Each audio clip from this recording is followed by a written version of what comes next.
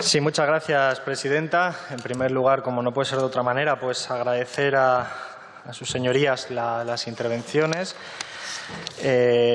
Yo creo que se han planteado cosas que son muy interesantes. No obstante, también tengo que reconocer que yo entiendo la estrategia de los grupos parlamentarios del Popular, de Vox y de Ciudadanos. Entiendo que hay una estrategia de crítica absoluta, legítima además, al Gobierno.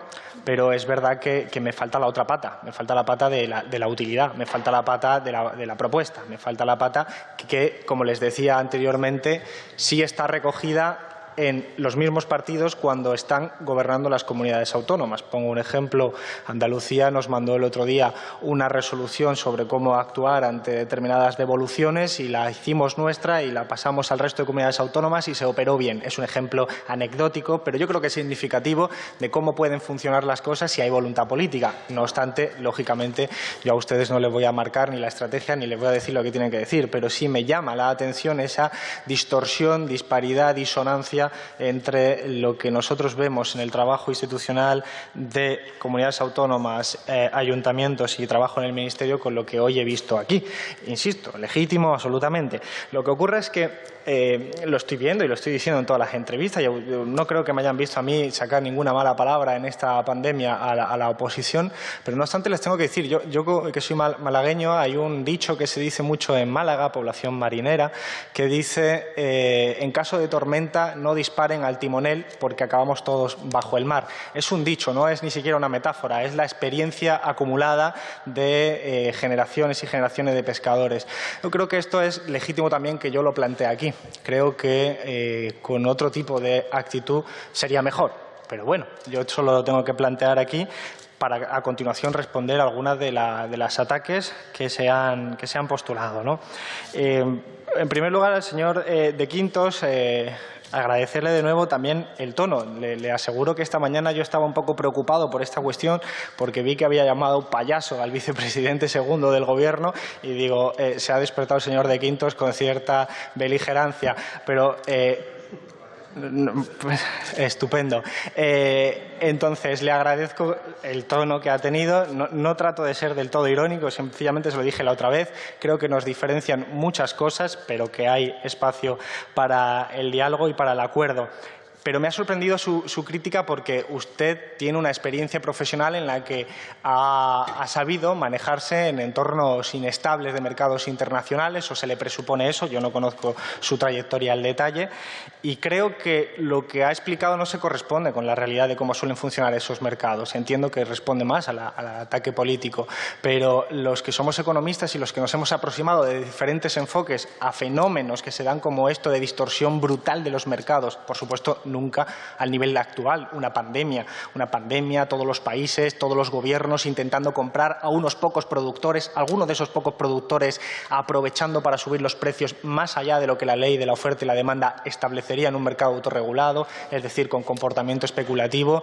Pues todo eso implica una serie de tensiones que son también políticas. O queremos los test homologados y con garantías de que sean buenos o los queremos rápidos. Pero es muy difícil acondicionar y acompasar ambos criterios, sencillamente porque las compras que se han hecho en mercados internacionales en momentos normales se pueden garantizar incluso con lapsos de tiempo razonables de una semana o de 2 semanas o de 3 semanas, cuando estás hablando de cantidades tan ingentes cuya producción requiere su tiempo, sus costes, sus inputs, y cuando, como usted sabe, después de la primera irrupción de esta pandemia en China, las cadenas de valor globales también sufrieron unas fuertes tensiones. Por lo tanto, cualquiera que se aproxime desde un punto de vista teórico o práctico, sobre todo, a lo que ha sucedido en los mercados internacionales, podría encontrar aquí un elemento común entre todas nuestras intervenciones, o al menos así lo esperaría yo en un término ideal, y es la frustración y la rabia por todos los aquí presentes representantes de la soberanía popular de cómo hemos ido a una especie de ley de la selva, donde hemos visto cómo ministros franceses acusaban a Estados Unidos de quitarle las mascarillas en aeropuertos, de eventos de casi problemas graves diplomáticos entre países por retención de aviones con materiales sanitarios. Hemos visto todo eso en un momento enormemente tenso para todos los países. Y yo creo que eso requeriría una reflexión como país. Y, por lo tanto, requeriría una reflexión como país de dos vertientes. La primera, ¿dónde están las instituciones que deberían garantizar a nivel internacional la solidaridad? Porque no se ha visto, desgraciadamente, en los primeros impases. Y la segunda, algo a lo que se refería el diputado Enrique Santiago, con respecto a la capacidad industrial de nuestro país, porque eso lo he apuntado yo como un problema. Es que el problema era de oferta y el problema es que España no producía ni podía producir suficientes mascarillas nacionales como para garantizar el abastecimiento en una situación excepcional. Y subrayo lo de excepcional porque parece que se olvida y pareciera como si la ciencia social pudiera predecir lo que ocurre como mucho menos una pandemia. Y por lo tanto yo creo que aquí deberíamos ser todos más humildes, porque es lo que están haciendo otros países y lo que se está visualizando. Terminé mi intervención diciendo que estoy seguro que se han cometido errores. Y ustedes los han visto.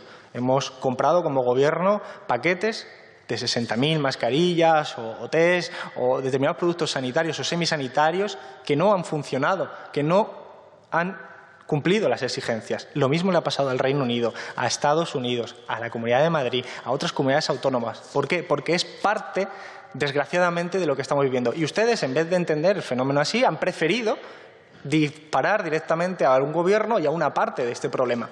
Legítimo, pero muy poco útil y además creo que muy desenfocado. Muy desenfocado porque el problema, como ustedes entienden, es otro y tiene que ver con los recursos, con el tiempo y con la capacidad productiva. Decía el señor de Quinto sobre el control de precios y hemos consultado con las farmacéuticas. Como les decía y les recordaba, el Colegio Oficial de Farmacéuticos fue quien además nos puso sobre aviso. Nosotros ya vigilábamos los precios, pero el Colegio Oficial de Farmacéuticos siempre va a disponer también de una información útil al respecto. Y la carta que tienen ellos, que nos mandaron, es pública, en la que se pedía precisamente el establecimiento de una medida como esta. Porque ellos estaban percibiendo que a lo largo de la distribución de la cadena estaba ocurriendo algo fuera de lo comprensible a través de los parámetros propios de un fenómeno como la pandemia, es decir, que había comportamiento especulativo. Y nosotros intervenimos con esa lógica. Por supuesto que nosotros entendemos bien cómo funcionan las farmacéuticas y la cadena de valor. Es una anécdota personal. Yo soy hijo de farmacéutica, nieto de farmacéutico, bisnieto de farmacéutico y podría continuar porque los farmacéuticos somos un poco así. Pero, desde luego, creo que lo que hemos hecho ha sido correcto. Hemos evitado el desabastecimiento, sabiendo que ya existía un desabastecimiento de origen. Es decir, antes de que tomáramos la medida, ya existía desabastecimiento de mascarillas por las razones que he expuesto antes y no voy a repetir.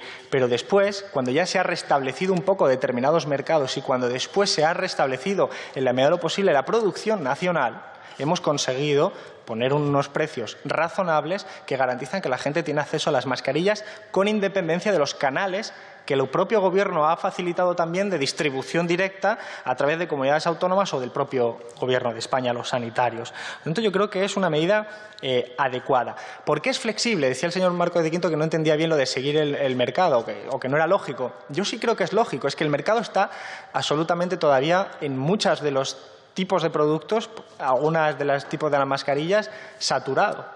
Igual que pasó al principio con los respiradores, que es un producto directamente sanitario. Está saturado porque hay mucha demanda y muy poca oferta. Y, por lo tanto, establecer un control de precios en esos momentos puede no ser la solución adecuada. Entonces, la solución adecuada se va adaptando al cambiante contexto de mercado internacional. Para mí, insisto, la clave es la oferta. Ojalá tuviéramos una industria que hubiera estado preparada para responder rápidamente y producir de forma nacional para no depender de los vaivenes de un mercado internacional tan convulso como el que nos encontrábamos al principio. Hay un elemento que se ha planteado también por usted de una forma un poco más abstracta al representar cómo funciona el control de precios.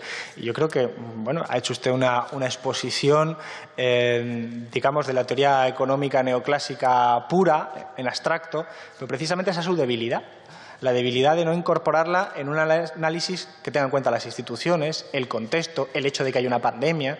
Por eso, yo más que ir a la teoría iría a la práctica. Y la práctica es que no ha habido desabastecimiento después de nuestra medida. Hoy toda la población puede acceder a una mascarilla y ojalá hubiera sido antes. Eso lo admito, ojalá hubiera sido antes. Pero es que esto era un problema estructural que tenía este país y que hemos tenido que abordarlo de la forma que hemos podido hacerla material y técnicamente.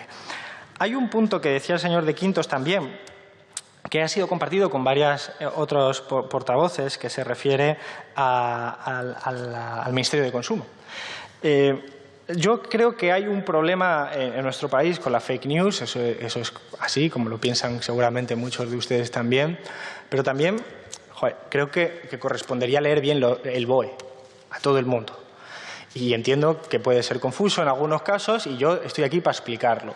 El Ministerio de Consumo no ha creado 6 subdirecciones generales. No es cierto. Es así. No es cierto. El Ministerio de Consumo viene, como ustedes saben, de 2 direcciones generales. La Dirección General de Consumo y la Dirección General de Juego. La Dirección General de Consumo ha estado 8 años prácticamente parada durante el gobierno del Partido Popular, pero tenía 2 subdirecciones. La Dirección General de Consumo tenía 2 subdirecciones. Ahora la Subdirección General de Consumo tiene 2 subdirecciones. No hay ningún cambio. La Subdirección General de Juego, que estaba en Hacienda, tenía 3 subdirecciones. Y ahora tiene 2 subdirecciones. Ha habido un cambio, una menos. Por lo tanto, la estructura, en términos de subdirecciones generales y de direcciones generales, es menor que la que había antes. Lo que ocurre es que si uno coge el BOE, que es un BOE que consolida, lo que ve es todas las subdirecciones, pero no es nuevo. Pueden contrastarlo. Este documento público, pueden contrastarlo. Y evidentemente ha habido, eso sí, una subsecretaría técnica, general técnica, para acompasar el trabajo de un nuevo ministerio, como ocurre con cualquier generación de nuevo ministerio. Pero la noticia en sí es falsa. Directamente falsa, y ustedes la pueden comprobar. Vamos, yo se lo estoy diciendo para que lo puedan hacer y no hay ningún problema. Al respecto de eso también había una especie de derivada, ¿no?, que se planteaba que el nuevo subdirector de la función de juego, que sustituye a un profesional extraordinario como Juan Espinosa, que ha hecho un trabajo magnífico, no es funcionario. Realmente es funcionario. Él venía de trabajar en la intervención general del Gobierno vasco y por lo tanto es funcionario. Es verdad que no es funcionario de carrera, pero es funcionario. Por eso se exceptúa. Pero entiendo la crítica legítima de que es una persona que supuestamente para ustedes no está bien preparada, aunque intuyo que no le conocen, pero no está eso en los parámetros de lo que ustedes se supone que están denunciando, porque no hay nada de eso. Es un ministerio que tiene menos subdirecciones generales que lo que hubiera sido una simple traslación de lo preexistente. Por lo tanto, aclarado eso, por si hay alguna duda, pues después lo podemos volver, pero está ahí porque son documentos públicos. En todo caso, señor De Quintos, yo creo que desprovisto del contexto político hiperventilado en el que vivimos, probablemente usted y yo en estas cuestiones estemos más de acuerdo de lo que usted cree, aunque solo sea por deformación profesional del enfoque analítico que se le pretende dar con racionalidad económica a los fenómenos actuales. Y creo que, a pesar de la distancia sideral que nos separa en términos ideológicos, si usted hubiera estado en mi lugar, no se hubiera alejado tanto de lo que estoy haciendo yo hoy en día en esta materia en concreto.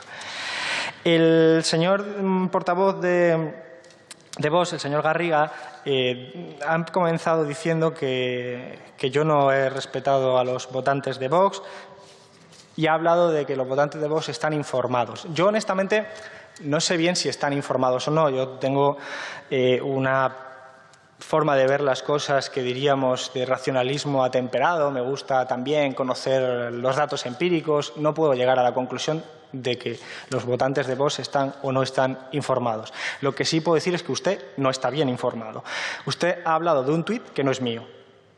Y yo entiendo su confusión, porque ese tuit tiene origen en una persona que se llama Eduardo Garzón, es mi hermano.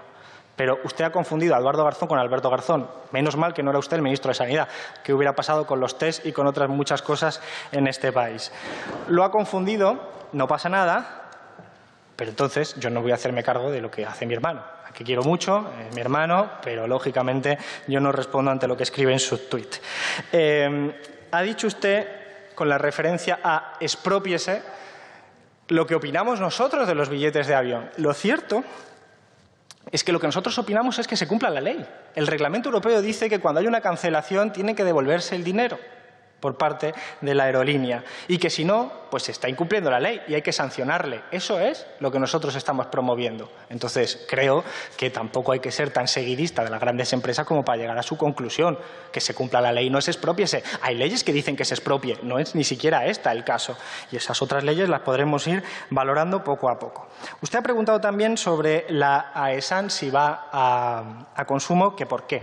Pues la AESAN, su genealogía es curiosa, pero su genealogía era la Agencia de Consumo, de Salud Alimentaria y de Nutrición, AECOSAN se llamaba. Y, por lo tanto, tiene funciones que corresponden con nuestra materia, como es, lógicamente, todo tipo de consumo, consumo saludable, etiquetado y otras muchas cosas. En cualquier caso, AESAN está ahora bajo la presidencia de lo que es la Secretaría General de Consumo, pero es un órgano que funciona de forma colegiada entre el Ministerio de Agricultura, el Ministerio de Sanidad y el Ministerio de Consumo. Pues porque nosotros analíticamente podemos separar las cosas en un papel, pero la realidad es compleja y, por lo tanto, el Ministerio de Sanidad, el Ministerio de Agricultura y nosotros trabajamos coordinadamente con ello. Es verdad que ha habido, y usted acierta, o creo que sí, así usted, que hay gente y empresas que han manifestado que no están de acuerdo. Es legítimo. Pero yo creo que no es porque sea yo el ministro. Yo creo que es por la política que nosotros ya hemos anunciado que vamos a seguir y que se lo presenté en la anterior comparecencia. Proteger la salud alimentaria, el consumo saludable, acabar con determinados consumos que, siendo legales, como bien indica el señor de Quintos en sus intervenciones, sin embargo, tienen un perjuicio científicamente demostrado contra la salud. Y eso va en detrimento de beneficios de algunas grandes empresas que tienen una estrategia distinta. Y yo entiendo que eso puede justificar más las quejas que hay con respecto a la nueva formulación que tiene la AESAN que la realidad. En todo caso, AESAN funciona de manera coordinada, como todo en este Gobierno. Es un Gobierno de coalición, pero es un Gobierno que funciona coordinadamente y yo creo que extraordinariamente bien. Lógicamente, hago extensible los comentarios sobre las subdirecciones generales que usted también planteó. Y le añado una reflexión más sobre otro elemento que ha planteado también. Es un tuit. Todos nosotros, los que estamos aquí, seguro, no lo sé a ciencia cierta, pero todos los que estamos aquí tenemos familiares o amigos que han fallecido o están en la UCI o están en situaciones muy graves, desgraciadamente, por la crisis sanitaria. Y también conocemos y somos víctimas en sí mismos de las medidas que, lógicamente, de confinamiento implican restricciones en nuestra vida. Yo he estado en este tiempo, además de haciendo mis funciones específicas del Ministerio y las funciones políticas, he estado de vez en cuando en Twitter recomendando algunos libros para intentar, dentro de mi ingenuidad, hacer más llevadero el confinamiento para quien lo quiere leer. Yo entiendo que el señor portavoz de Vox no se va a leer los libros que yo recomiendo, lo entiendo perfectamente, o sea, no espero una cosa distinta. Pero he tratado de hacer eso y uno de los días traté de recomendar unas películas y me equivoqué. Y me equivoqué porque se malinterpretó. Se malinterpretó y en mi ingenuidad, pues evidentemente, a colación de las respuestas de la sociedad, pues, o de una parte de la sociedad, tampoco creamos que el Twitter es un instituto demoscópico, pues evidentemente me di cuenta de que me había equivocado y que mi buen deseo pues se había convertido en un elemento a usar. Pero tiene que usted tener en cuenta que yo no he tratado de ofender los sentimientos de los que siguen la Semana Santa. Claro, usted ha confundido a mi hermano conmigo, entonces no puede conocer mi biografía, ni lo pretendo, pero se lo voy a decir. Yo soy de Málaga. A mí la Semana Santa me gusta. Yo he sido varios años hermano cofrade de una cofradía, de una hermandad. Es un poco raro que yo, con ese perfil, ataque a los sentimientos religiosos. Nada más lejos de mi intención. Quizás es porque usted ha aprovechado un fallo mío para atacar deliberadamente al Gobierno. Legítimo, pero inútil. En cualquier caso, la portavoz del Partido Popular me ha sorprendido su intervención, de verdad se lo digo, honestamente, porque además creo que usted es una profesional de la sanidad, he entendido por sus palabras o algo me ha parecido entender. Y usted ha acertado en el diagnóstico en cuanto a que la clave es la prevención, teniendo en cuenta que tendremos que saber todos que una crisis sanitaria de esta magnitud pues, se puede prevenir hasta donde se puede prevenir, pero evidentemente la clave es la prevención. Y ya se lo han dicho otros portavoces. Es difícil hacer eso cuando durante 10 años hemos sufrido políticas de austeridad responsabilidad de varios actores, no solo del Gobierno nacional de España, también de instituciones europeas, que han recortado sistemáticamente los fondos de la sanidad pública. No solo las condiciones materiales de los trabajadores y trabajadoras profesionales sanitarios y todo lo que es anexo a ello, sino también, incluso en términos materiales, se han desmontado hasta institutos especialistas en epidemias, se han desmontado hospitales, se han privatizado, se ha deteriorado el sistema de salud en estos últimos 10 años. Por lo tanto, las condiciones de partida eran bastante lamentables, eran peores que las que existía antes de la anterior crisis. Y aún así, todo nuestro sistema sanitario material, las personas, todo lo que ha sido el esfuerzo, ha sido enorme esfuerzo que ha permitido sobrellevar esto lo mejor posible. Y a un coste muy alto, de tiempo, de esfuerzo, de todo. Sorprendentemente, le decía, porque ustedes han gobernado durante todo ese tiempo. Y usted, en vez de hacer lo que yo hubiera entendido, que hubiera sido más humilde por su parte, decir, nos obligó incluso la Unión Europea a recortar, hubo un plan de rescate, se recortó. Yo he tenido mucho debate con el señor Montoro y él me admitía que había recortes. Yo no entiendo la nueva posición del PP, salvo en términos de propaganda, pero el señor Montoro me reconocía los recortes, solo que me decía que era inevitable, que es una posición distinta. Pero si usted hubiera llegado aquí y hubiera dicho, es verdad, a nosotros nos obligaron a hacer recortes, era una política, aunque no estuviera de acuerdo, que había que hacer y partíamos de un momento difícil, pues entendería que el diálogo fuera mucho más fructífero. Pero esta pandemia se ha desatado apenas unos días de este nuevo gobierno de coalición y usted está imputando todos los males al gobierno de coalición. Por lo tanto, permítame que se lo diga, no es honesto lo que usted hace. No es honesto. Ni es razonable, porque es que ustedes también gobiernan en comunidades autónomas que tienen las competencias sobre sanidad, cuyos hospitales y sus competencias también estaban igualmente desbordados. Y los planes de prevención no son solo del Gobierno de España, son también de las comunidades autónomas. Las residencias de ancianos son competencias de las comunidades autónomas. Por lo tanto, su intervención en sí misma es un despropósito. Permítame que se lo diga con honestidad. La entiendo. Entiendo que ustedes van en otra dirección. Es legítimo, se lo vuelvo a subrayar, pero no es fructífero. Por cierto, ustedes también participaron en la convocatoria de varias de las manifestaciones que se hicieron el 8 de marzo. Otro portavoz le ha recordado lo que decían los dirigentes del Partido Popular posteriormente al 8 de marzo, a por dirigentes de Ciudadanos posteriores. De verdad, si ustedes hubieran dicho algo distinto, yo todavía tendría que otorgarles algo de credibilidad, incluso aunque siempre un reloj parado acierta 2 veces. Podría ser por eso, pero es que ni siquiera eso. Por lo tanto, lo que ustedes están haciendo no es, desde mi punto de vista, elegante. Y me refiero a vuestras intervenciones hoy aquí. Porque, insisto, el trabajo en las comunidades autónomas y demás, creo que con todas las discrepancias es razonable. Y luego, bueno, hago extensible naturalmente lo que le he dicho a sus compañeros de las subdirecciones generales, pues aplicado a usted. Y luego hay una cosa que usted ha planteado de propositivo, que es la última parte así que ha sido propositiva.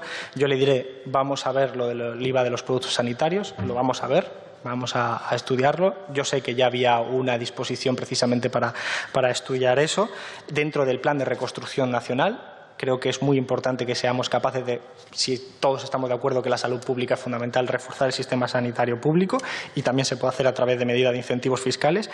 Pero usted ha dicho, y no subir impuestos. Es imposible, y se lo digo ya no como economista, sino incluso como aficionado a la matemática, imposible mejorar y reforzar el sistema público de salud y no tener un incremento fiscal que después podemos discutir cómo se hace y sobre quién se hace y sobre qué actividad o sujeto económico se hace. Pero bajar los impuestos y reforzar el sistema público de salud es imposible. Yo sé que existe una cosa que se llama curva de Laffer y demás, como otros mitos, pero lo cierto es que eso es imposible. Por lo tanto, creo que debemos debatir sobre algo concreto. Yo creo que debemos cumplir con el artículo 31 de nuestra Constitución, dice sistema fiscal progresivo, y corregir por ahí. Y oye, si estamos de acuerdo en blindar el sistema público de salud, tenemos ya un pilar para la reconstrucción nacional. Ese sería el camino para mí. Lógicamente, para ustedes, portavoces, pueden ser otro distinto. El portavoz del Grupo Mixto decía también lo de la estructura del Gobierno. Si en cualquier caso hubiera alguna duda, yo las respuestas en la réplica lo puedo volver a plantear. Y planteaba 2 cosas relevantes, una de las cuales se ha repetido por otros portavoces posteriores. La primera es lo de la agricultura. Efectivamente, este Gobierno, preocupado por la situación del campo en su conjunto, establecimos una medida que podríamos llamar intervencionista, y es no poder vender por debajo de precio de coste. No es la más intervencionista de la Unión Europea. Francia tiene un modelo mucho más agresivo donde en cada escalón de la cadena se sube el precio un porcentaje determinado para garantizar que todos los eslabones tienen una cuota de ganancia que les permite subsistir. La nuestra es una medida de urgencia, es una medida aplicada antes del periodo de alarma, pero a través de un Real Decreto Ley para acoger, como bien usted sabe, una situación compleja que se estaba produciendo ya en el campo, que tiene varios factores que lo explican, no solo la situación, digamos, de coyuntura, sino también una situación estructural en nuestro país. Y el problema también tiene que ver con la distribución. La distribución en nuestro país está muy concentrada y, por lo tanto, la correlación de fuerzas entre miles y miles de productores originales, muchos de ellos pequeños, y una distribución muy concentrada de grandes empresas hace que haya una correlación de fuerzas que estructuralmente nos lleva a un problema. Por lo tanto, nosotros queremos abordar eso. Somos conscientes de que en Navarra esto es especialmente importante, igual que lo es en muchas otras comunidades autónomas, en Andalucía también, con sus singularidades, y es algo que tenemos que ser capaces de abordar. Y nosotros lo estamos haciendo. Y el Ministerio de Consumo tiene abierta una línea de trabajo específica con el Ministerio de Agricultura para garantizar, lógicamente, los derechos de los consumidores, que el precio final sea razonable y que todas las cadenas, la cadena de valor sea justa y razonable de acuerdo a los criterios que se han establecido en anteriores Reales Decretos. Y el otro elemento que usted planteaba, que ha sido común a otras intervenciones, es el sector de la cultura. Y lo han planteado varios portavoces más. Nosotros nos hemos reunido en varias ocasiones ya con representantes de este sector, y me refiero básicamente a espectáculos grandes. Porque es verdad que hay una casuística compleja donde hay pequeñas productoras, pequeños teatros que tienen una realidad distinta a la de las grandes productoras, que bueno, pues estamos hablando de macrofestivales donde la entrada vale más de 100 euros, donde son varios días, donde la logística es más compleja y que tiene un fenómeno pues de cancelaciones, muchas de las cuales no se han producido todavía, pero son previsibles que se produzcan y por lo tanto hay una situación ahí. Nosotros lo estamos trabajando con el Ministerio de Cultura y con estas reuniones que estoy planteando, y de momento lo que tenemos en vigor es el artículo del Real Decreto que establece que tienen 60 días para devolver el dinero. Eso es lo que ahora mismo hay y nosotros estamos abiertos a seguir hablando, a seguir buscando soluciones para un sector que en cualquier caso padece otra serie de problemas que tienen que ver con la precariedad de sus trabajadores, que tienen que ver con elementos que las comunidades autónomas conocen bien porque son las que se relacionan directamente con estos fenómenos. En todo caso, en cuanto lo tengamos, ustedes lo conocerán y lo podemos discutir en cualquier momento. Yo hablo con ustedes, con los portavoces, para saber también vuestra opinión y lógicamente, le buscamos soluciones entre todos. La portavoz del PNV planteaba lo de las pocas reuniones de las comunidades autónomas. Probablemente sean pocas. Yo, no tengo ningún inconveniente en que nos veamos más. La última, efectivamente, fue este viernes. Pero es verdad que la comunicación es continua y fluida en la medida en que cargos intermedios, directora general, por ejemplo, de consumo, sí que habla con los directores generales respectivos de todas las comunidades autónomas en una relación fluida que el otro día se reconoció en la reunión y todo el mundo estaba satisfecho de esa accesibilidad que tenemos como Ministerio para tener un buen diálogo. Hay que partir de la idea que ya he citado antes, y es que este Ministerio viene de una Dirección General de Consumo que tiene sus competencias, una parte de ellas las tiene transferidas a las comunidades autónomas y tiene elementos de coordinación, pero sobre todo que ha estado 8 años prácticamente sin actividad. Y por lo tanto el esfuerzo de sacarlo adelante es complejo. Nos ha tocado además la pandemia. Por lo tanto nosotros estamos acelerando todo lo posible en unas condiciones que no son las mejores y sin embargo creo que se está haciendo un buen trabajo. Sobre las cuestiones de inspección, preguntaba usted. Hay ya una directriz que se dio por el Ministerio de Sanidad para una inspección urgente y se está preparando una propuesta para que las comunidades autónomas puedan ejercer esa tarea de inspección que se está haciendo con todas las dificultades que existen en un momento donde pues la movilidad está restringida. Pero sí le tengo que decir que, por ejemplo, usted preguntaba lo de las incidencias de los productos deteriorados o productos que no estaban del todo bien. A nosotros nos llega a través de de la red de alerta estatal y europea. Nosotros le vamos a hacer pasar por un email 2 cosas, si le parece a usted oportuno, tanto el número, que no lo tengo aquí de forma directa, por si le interesa, como sobre todo usted que preguntaba las reuniones, cuáles han sido. Le vamos a pasar el listado de 115 reuniones que hemos tenido, porque bueno, es transparencia, son reuniones públicas y lógicamente pues es importante que se conozca, que son 2 elementos que le pueden ser útiles. Afortunadamente, las comunidades autónomas nos dicen que no han sido muchos los casos de inspecciones que han tenido como resultado encontrarse con mascarillas sin etiquetar o con procesos negativos. Afortunadamente, pues la mayoría está bien, pero en cualquier caso el número exacto lo mandaremos por email por parte del equipo. Y usted ha hecho también referencia a las cuestiones del transporte de viajeros, que como dije en mi intervención, a nosotros nos preocupan mucho, y se me olvidó mencionar, y aprovecho ahora para hacerlo, que estamos trabajando con el Ministerio de Justicia para un mecanismo de mediación. Un mecanismo de mediación que no puede ser como obligatorio, pero que esperemos que pueda ayudar. Sobre todo, tenemos que tratar de reducir el cuello de botella tan grande que hay. El sistema arbitral de consumo son de las comunidades autónomas. Nosotros queremos trabajar para coordinarnos, para reforzarlo en la medida de lo posible. Son las comunidades autónomas las que lo ponen en marcha también. Entonces, nosotros pretendemos que en casos específicos como son el de transportes, pues puedan tener otros instrumentos, como es el de un instrumento de mediación. Para que nos entendamos, todo lo que sea salirse del ámbito judicial es bueno para nosotros, porque entendemos que es bueno para el consumidor. Porque llegar, como decía antes, a juicio es complicado y costoso para la ciudadanía. El portavoz del Grupo Plural ha hecho unas reflexiones que yo comparto en casi la totalidad. Decirle que el ingreso mínimo vital tiene que concretarse y tiene que cristalizar de manera que encaje con los mecanismos similares preexistentes en las comunidades autónomas. Hay comunidades autónomas como el País Vasco, por ejemplo, o Asturias, que tienen instrumentos muy sofisticados que cumplen un papel similar. Hay otras comunidades autónomas que carecen de ello. Entonces, esta medida lo que no puede hacer es solapar. Tiene que encontrar una cristalización concreta. La estimación es que antes de finalizar este mes esté en marcha. Yo creo que cuanto antes es mejor, porque la situación es urgente para decenas de miles de familias en este país que carecen ahora mismo de cualquier tipo de ingreso, pero tienen gastos que están vinculados a la alimentación, a la vivienda o a lo que es comprensible para nuestra vida cotidiana. Por lo tanto, la previsión del Gobierno es de hacerlo antes de este año. Claro que las medidas no se pueden improvisar, requieren un detalle técnico y es en lo que se está trabajando.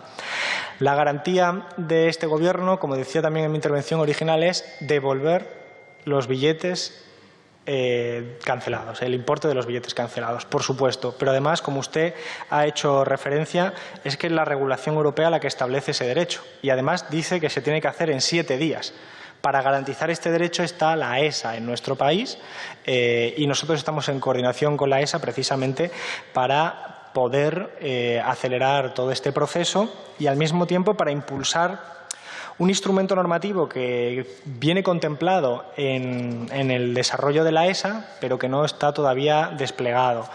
Según una ley del 2017, debería haberse desplegado ya y nosotros creemos que si se despliega puede tener estas características, que sea gratuito para el pasajero, que sea un sistema extrajudicial, por supuesto, que sea obligatorio y vinculante para las compañías aéreas y que no suponga ninguna merma para el derecho de los pasajeros. Esto ojalá lo hubiéramos tenido ahora. Desgraciadamente no está, estamos trabajando para que exista. Y yo creo que esto es un elemento que yo creo que es fundamental, sin que cierre la vía judicial en caso de que, digamos, no funcione. Pero la vía judicial es el último paso. Debe estar, es un derecho constitucional, debe estar, pero deberíamos trabajar para que fuera un elemento extraordinario, por decirlo así. Y usted también ha hecho referencia al sector de la cultura, como le decía el portavoz del Grupo Mixto. Es algo en lo que estamos trabajando. Hicimos la excepción con los viajes combinados porque era un sector que pudimos diagnosticar bien. Aquí estamos todavía en la fase de diagnóstico del sector cultural. Como les decía, Gran parte de los viajes combinados ya estaban cancelados. El sector cultural al que hacemos referencia, muchos son previsiones de cancelaciones, que son normalmente macrofestivales en verano, por ejemplo. Entonces, afortunadamente contamos con un poco más de tiempo para discutir y negociar esto, pero la disposición de este Ministerio, por supuesto, es en resolver eso sin perjuicio para el consumidor, es decir, siempre garantizando que se va a devolver el importe y facilitando la viabilidad económica de las empresas. A la portavoz de Esquerra, darle las gracias por su intervención también. Comparto la mayoría de las reflexiones, ha hecho unas preguntas que son muy pertinentes y que voy a proceder a responder. La norma que establece el precio máximo de mascarillas, geles y demás deja abierto productos semisanitarios adicionales, porque estamos haciendo una vigilancia adicional a otra serie de productos para que no tengan ese componente especulativo. En caso de que lo tuvieran, bueno, a través del Ministerio de Sanidad, que es el competente en esta tarea, se podría ir sumando. De momento, también hay que entender que esto es una medida, el control de precios, que, por ejemplo, como le decía el señor de Quintos, más allá del análisis frío de la oferta y la demanda, incorpora mecanismos institucionales. Dicho de otra forma, en términos populares, nuestra norma también es un aviso a navegantes y eso hace que otros sectores tengan menos incentivos para aprovechar la especulación. Por lo tanto, junto a la vigilancia está que nosotros hemos aprobado una norma que ya avisa que estamos dispuestos a hacer lo mismo en otros sectores. La materialización de las medidas, usted ha hecho una reflexión correcta, adecuada. Nos está costando ponerla en marcha. Tenemos a toda la administración pública desbordada, en parte también confinada. Hemos de decirle aquí que, por ejemplo, el Ministerio de Consumo tuvo a muchas personas también, como el resto de ministerios, pues en cuarentena, pero aparte todas las administraciones de seguridad social están absolutamente desbordadas. Lo que sí le puedo decir es que hay una estimación de unos 7 millones de personas beneficiarios de las prestaciones por los ERTES. Todavía es pronto para conocer el resto de prestaciones, pues aquellos que se han beneficiado de avales, liquidez, sean empresas, familiares o de los ceses de suministros. Es complicado tener esos datos en este momento, pero de los que tenemos un control, digamos, administrativo más fácil, como es los que se acogen a los ERTE, son ya más de 7 millones de personas los que ERTES y otras prestaciones por desempleo de sostenimiento de rentas se han acogido a ello. Tiene usted razón en hacerme la crítica, yo acepto la crítica porque es verdad.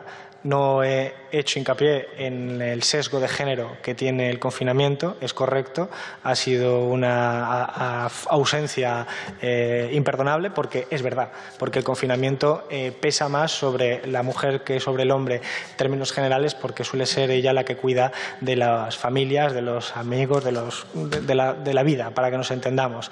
Entonces, siendo eso cierto, con aún más importancia nuestras medidas tienen que estar encaminadas a ello. Por eso, cuando en la anterior comparecencia hablábamos del consumidor vulnerable, tratábamos de incorporar también, y lo tratamos de hacer, incorporando la dimensión de género. Usted también ha hecho referencia a la cuestión de la cultura. Es un sector que sufre una enorme precariedad, tanto en las pequeñas entidades como las grandes entidades. Los pequeños teatros tienen grandes dificultades para llegar a fin de mes con actividad, pero las grandes producciones cuentan con salarios y trabajadores muy mal pagados, externalizaciones. Es un sector que requiere, bueno, una corrección, y nosotros tenemos que ver cómo desde el Ministerio de Consumo encontramos la mejor fórmula que proteja los derechos de los consumidores al tiempo que preserve la viabilidad, como decía antes. Sobre los precios de la primera necesidad de los supermercados, decirle que tenemos un sistema de vigilancia junto con las comunidades autónomas y los ministerios como el de Agricultura para el Observatorio de Precios. No estamos diagnosticando ninguna anomalía. Las asociaciones de consumidores, las mayorías, hacen sus estudios, cada una con su metodología, y las conclusiones son similares. Lo que sí puede estar ocurriendo es una sensación, una percepción personal muchas veces de lo contrario, porque esta situación de pandemia ha distorsionado, a pesar de todo, y todos los esfuerzos de trabajadores del transporte, de la logística, que están haciendo enormes esfuerzos, pero se han reducido las ofertas, se han reducido una serie de promociones, y los productos frescos tienen también otra serie de dinámicas. Entonces puede haber una percepción individual que en el agregado no se visualiza, y que por lo tanto nosotros no tenemos ahora mismo no tenemos incentivo para intervenir esos precios, porque no hay distorsión distorsión necesaria y porque en este momento parece que todo funciona bien.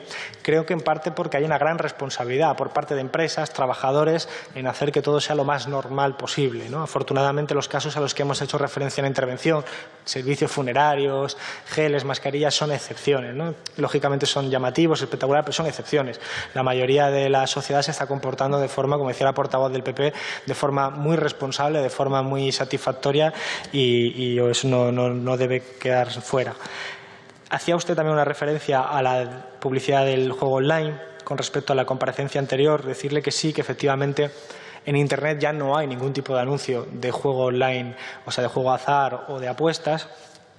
Nosotros nos hemos beneficiado, por decirlo de alguna manera, entre comillas siempre, de la situación de estado de alarma que permite establecer a rango de ley la prohibición. El Real Decreto que nosotros hicimos y que es el que contemplamos y explicamos la última vez es un Real Decreto. No podía infringir la disposición recogida en la ley. Por lo tanto, cambiar la ley establecía un procedimiento largo que tiene que venir al Parlamento, que es cambiar la ley de juego, discutirlo con todos los actores, es un ecosistema complejo, hubiera supuesto mucho tiempo y nos supondrá mucho tiempo si en algún momento lo queremos hacer, pero el estado de alarma, digamos que por su propia naturaleza te brinda la oportunidad de hacer, eso sí, de forma temporal, acotada, como establece constitucionalmente las disposiciones. Eso es lo que explica por qué hay una distorsión aparente.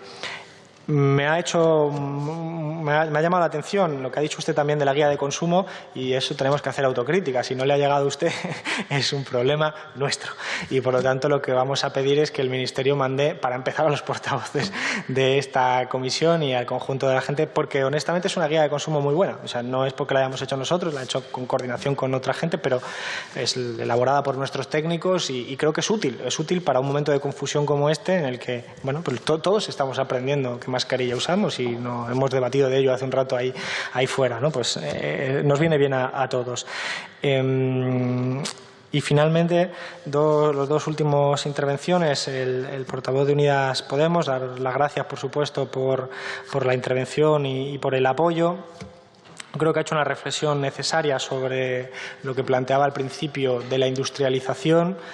El problema de la Unión Europea, de su arquitectura, no es solo que haya globalizado la regulación financiera, por decirlo de alguna manera, que sería más bien desregulación financiera y no homogeneizar o armonizar la política fiscal, la política social, sino que también se construyó sobre la tesis de las ventajas comparativas de David Ricardo y básicamente a un país como España, que se incorpora en el 1986, pues se encuentra con que tiene menos capacidad de ganar en un mercado competitivo que países como Alemania o países del norte con gran estructura productiva, con sectores de alto valor añadido, especializados en productos tecnológicos que permiten mejores salarios, que permiten mejores condiciones económicas, en definitiva, estructuras productivas mucho más desarrolladas. España en el 86, con todos los esfuerzos que se hicieron, pues todavía no estaba con capacidad de competir y el diseño institucional de la Unión Europea tiene una falla muy grave y es que eso no lo corrige,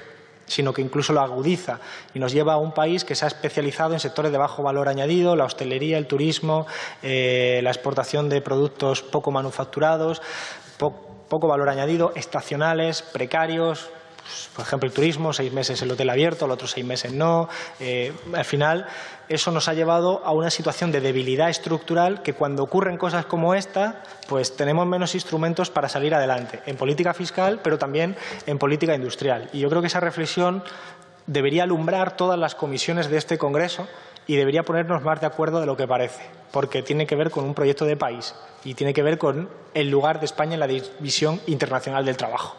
Y yo creo que esto es algo que va más allá de las disputas y dimes y diretes, porque el día que queramos cambiarlo, y el día que queramos cambiarlo, no va a ser de la noche a la mañana, van a ser planes generacionales. Y si ese día llega, tendremos que estar bastante de acuerdo. Esta es un poco la filosofía que subyace al Plan de Reconstrucción Nacional, que explica, por ejemplo, pues por qué la estructura productiva del País Vasco, con la misma normativa laboral, tiene menos desempleados que otras estructuras productivas del resto de España con la misma normativa laboral. ¿no?, que tiene más desempleados. Pues, lógicamente, la estructura productiva, el valor añadido, todo eso es el debate central, y cuando llega esto y no tienes empresas con capacidad de producir elementos básicos, pues nos ocurre lo que nos está ocurriendo. Y esto es un problema estructural, a pesar de que la portavoz del PP diga que es cosa del Gobierno actual de coalición, es un problema estructural, ni siquiera solo del PP el problema, ni mucho menos. No es ni siquiera de los últimos 10 años. Por lo tanto, aquí no atribuyo a nadie la responsabilidad exclusiva, pero es una reflexión que debemos acometer. Y decía también el portavoz de Unidas Podemos una cuestión sobre el informe de AESAN sobre Madrid, sobre la comida no saludable. Decirles que ya lo he dicho antes, pero el Gobierno facilitó determinadas herramientas a su disposición, porque la financiación es del Gobierno. La financiación es del Gobierno de España, que da a las comunidades autónomas la instrucción de proteger a los más desfavorecidos, niños y niñas de nuestra sociedad, de familias vulnerables con muy pocos ingresos o sin ingresos, y es la comunidad autónoma la que decide cómo hacerlo. La mayoría han hecho procesos que cumplen con los pliegos establecidos en los menús escolares anteriores, pero Madrid no. Madrid decidió hacer un convenio específico con grandes empresas muy particulares y optó por esa vía. El informe de la AESAN establece que esa vía pues no promueve el consumo saludable y, por lo tanto, creo que es un error. Creo que ya está Madrid en disposición de cambiarlo, afortunadamente, pero honestamente creo que es un fracaso como sociedad que en una comunidad autónoma tan grande como Madrid haya habido más de 40 días donde los niños se han alimentado de esa manera, cuando había alternativas, por cierto, más abiertas. Hay otras comunidades autónomas que han optado por fórmulas más liberales, como un cheque para las familias, para que puedan comprar en los supermercados lo que quieran, ¿no? Bueno, pues se optó así, nosotros lo respetamos, pero no estamos de acuerdo y estamos contentos de que se haya cambiado. Y a la portavoz del Partido Socialista, para finalizar, darle las gracias, totalmente de acuerdo con sus reflexiones, decirle que yo creo que es un Gobierno que lo está haciendo bien y que va a salir reforzado de esta gestión. Creo que eso no quita que no hayamos cometido errores, como he dicho en anteriores ocasiones, pero creo que el saldo neto es muy, muy, muy positivo, que es una problemática que nosotros no nos esperábamos, nadie se esperaba, que apenas una semana constituido el nuevo Gobierno de coalición, que ya tenía de por sí retos importantes por delante, se encontrara además con una pandemia, ¿no? Y a pesar de esas dificultades, yo creo que el trabajo está siendo extraordinario, en un trabajo de un Gobierno de coalición, experimentando también con ello, con las dificultades que ello conlleva, de aprendizaje, de experiencia, y creo, sin embargo, que el resultado neto es muy positivo, además con todas las dificultades, ¿no? Usted que citaba Portugal, efectivamente el comportamiento incluso de la oposición en Portugal ha sido antagónico. Bueno, pues con todas esas dificultades que se pueden enumerar, estamos siendo capaces de hacer un buen trabajo, ¿no? Y sobre todo, lo que usted decía, hacerlo de otra manera como se hizo en la anterior crisis a nivel internacional, ¿no? En la anterior crisis salimos más desiguales, más desindustrializados, con peores tasas de desempleo, con mayor precariedad. Y son ya 2 crisis en el marco del lapso temporal de 10 años, no podíamos repetir los errores y creo que ese debate continúa. Por eso mi intervención inicial, hablaba de la situación económica para que nos situáramos todos. El debate continúa sobre qué va a pasar con la Unión Europea, con la financiación, con los mecanismos de estímulo, pero el Gobierno lo tiene claro. No la puede pagar esta crisis los mismos que han pagado todas las crisis anteriores. Las familias trabajadoras, en forma de recortes, en forma de empobrecimiento general, de poder adquisitivo, de sistema público de sanidad, de educación, de pensiones, no puede ser así. Por eso, otra medida que vamos, y ya lo he dicho antes, a proponer, y que ya lo conocen ustedes, es el ingreso mínimo vital.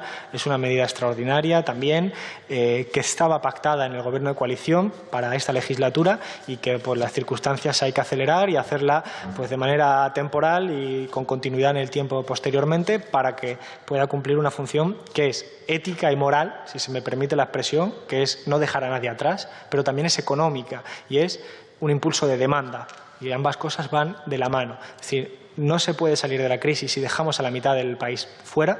Y eso es algo que los patriotas, que se dicen patriotas, tienen que tenerlo muy presente. O sea, vamos todos juntos, toda la población, pero sobre todo lo que no podemos hacer es tampoco entender que con una desigualdad tan grande el sistema democrático puede sobrevivir, porque no es así, y lo estamos viendo. Las desigualdades a lo largo de todo el mundo están creciendo y disparando posiciones de extrema derecha, xenófobas, racistas, que están amenazando y socavando la democracia. Y por eso yo creo que es pertinente que seamos capaces de entender que no solo el sostenimiento de las familias más vulnerables es posible y necesario con estas medidas, sino el de la propia democracia. Y esto es algo que las enseñanzas, desgraciadamente, del siglo pasado, de los años 30, de los programas de estímulo keynesianos, etcétera, deberían habernos hecho aprender. Y yo creo que ese es el debate que la Unión Europea se está planteando ahora. Está costando, pero poco a poco se está avanzando. Nada más, espero que haya podido responder a todas las preguntas. En cualquier caso, no sé si hay un turno de réplica. Si la hay, pues estoy a disposición de esas preguntas adicionales. Gracias.